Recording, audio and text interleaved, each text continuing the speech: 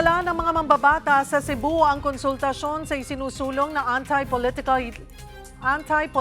dynasty bill. Para sa update, magbabalita live mula sa Cebu si Mobile Journal, Amy Atienza. Amy, ano ang sentimiento ng mga kapatid nating Cebuano ukol nga dito sa anti-political dynasty bill? Cheryl, kung noong first public consultation sa Cavite, marami ang tutol. Dito naman sa vote-rich province of Cebu, marami ang pumabor sa anti-political dynasty bill.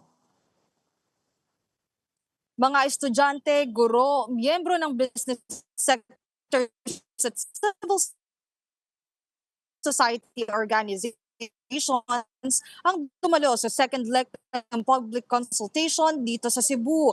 Kasama sa nakausap ko na pabor sa anti-political dynasty bill, miyembro ng Piston Cebu. Ang gusto niya maisulong na ito agad sa 4th degree of consanguinity.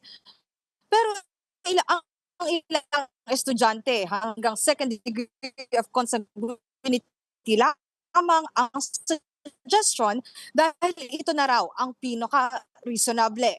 Meron ding bumiyahe pa mula Nueva Ecija, Malurito sa pangunguna ni House Suffrage Person.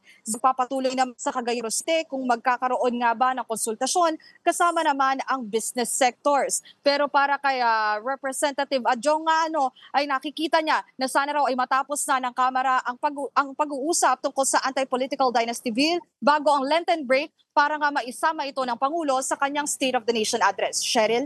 Maraming salamat, Mobile Journal, Amy Atienza.